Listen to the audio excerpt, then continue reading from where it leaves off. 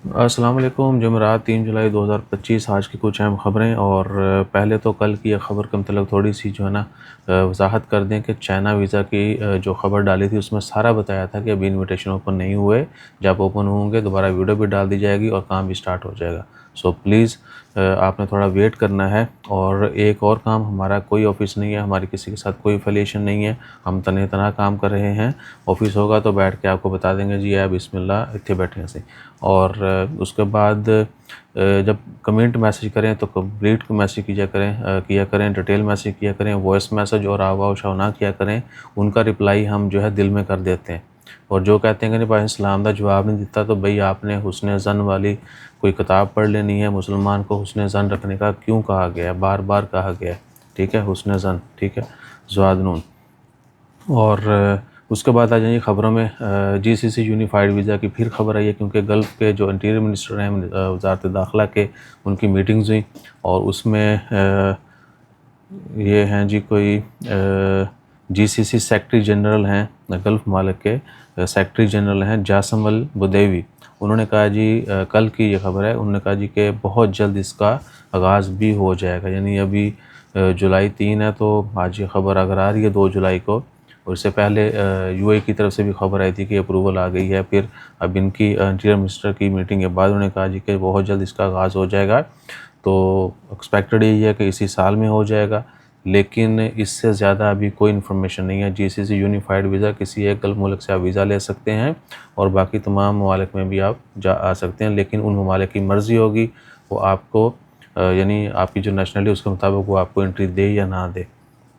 सभी ममालिक दें या ना दें, या आपको वीज़ा मिले भी या ना मिले, तो वीज़ा कौन कैसे ले सकता है, क्या तरीक़ाकार होगा, क्या शराइत होंगी, क्या फ़ीस होगी, क्या दुरानिया होगा, इससे रिलेटेड कोई इन्फॉर्मेशन नहीं है। बस अप्रूवल और यही खबरें आ रही हैं कि जब बहुत जल्द आ जाएगा।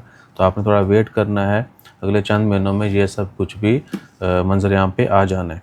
तो ये हो गया जी यूनिफाइड वीज़ा। उसके बाद कल ओमान में जो है एक बड़ा अफसोसनाक वाक़या पेश आया था। गाड़ी में आग लगने का एक्सीडेंट हुआ जी बस का। और उसमें जो है ना 4 लोगों की वफ़ात हो गई थी, इंक्लूडिंग चिल्ड्रन। बच्चा भी था शामिल, तो 4 लोग जो है उसमें वफ़ात पा गए थे। गाड़ी जो है ना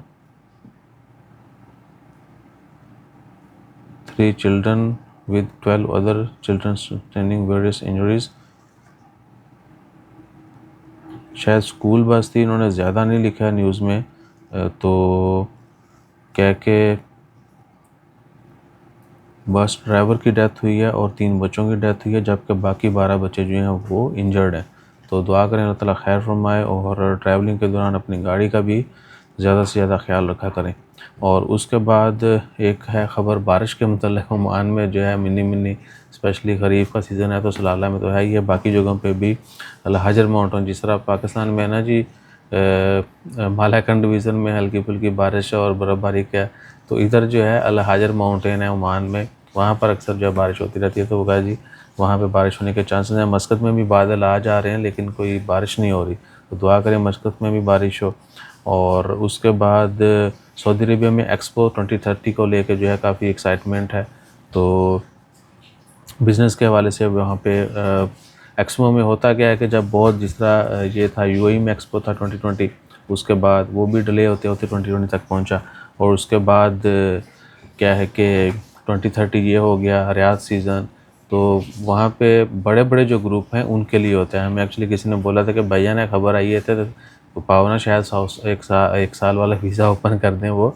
तो 1 साल वाले वीज़े का इन चीज़ों में कोई ताल्लुक नहीं है, ये हर मुल्क में होता रहता है। बड़े बड़े इवेंट्स होते हैं, बड़े बड़े स्पोर्ट्स के इवेंट्स होते हैं। तो स्पेशली स्पोर्ट्स का कोई इवेंट हो जो इंटरनेशनल लेवल का हो, या एक्सपो हो कोई इंटरनेशनल, तो उसमें पूरी दुनिया पार्टिसिपेट करती है।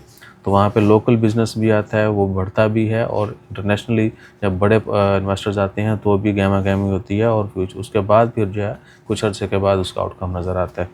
ठीक है जी। तो इसमें ये नहीं है कि आपको अपॉर्चुनिटी मिलेगी कि जी आप जो है ना 1 साल वाले वीज़े पे जाके जी वो बंदे का था कि 1 साल वाला वीज़ा मिल जाए तो हम जो है ना इसके लिए जाके कुछ देखभाल कर सकते हैं। तो भाई ये जो ऑलरेडी वहाँ पे हैं एग्जीबिटर्स हो गए या इंटरनेशनल जिन्होंने आना होता है, जिन्होंने अपने प्रोडक्ट्स और अपनी सर्विसेज के लिए तो ये उनके लिए, आम बंदा जो है वो इन चीज़ों से डायरेक्ट फ़ायदा नहीं उठा सकता।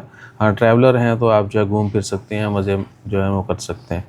और उसके बाद फ़िलहाल कोई ख़बर नहीं है। पाकिस्तान के मतलब है ख़बर जी, वो यही है, 120 दिन ओवरसीज़ पाकिस्तानियों को मोबाइल की रजिस्ट्रेशन हो गई। वो पहले से भी यही था।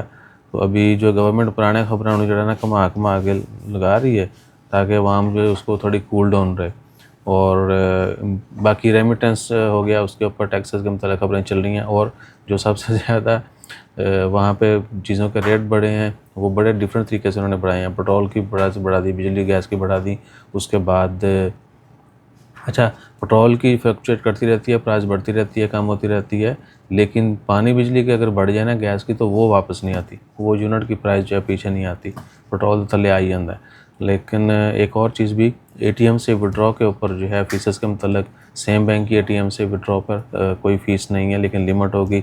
उसके बाद डिफरेंट बैंक की जो हैं वो बढ़ा के 35 रुपये तक कर दी गई हैं। तो लिमिट भी है कि जितनी भी लिमिट रखी गई है बैंक की तरफ से विड्रॉल की, आप उससे ज़्यादा विड्रॉ नहीं कर सकते। बेशक आपको पहले होता था कि ज़्यादा पैसे कटते थे टैक्सेस से, आप विड्रॉ करवा सकते थे, वो ऑप्शन भी ख़त्म। ठीक है जी, वो भी ज़्यादा नहीं थी, लिमिटेड थी। बहरहाल वीडियो काफ़ी लंबी हो गई, अपना ख्याल रखिए, दुआ में याद रखिए। जज़ाकल्लाह, अल्लाह हाफ़िज़।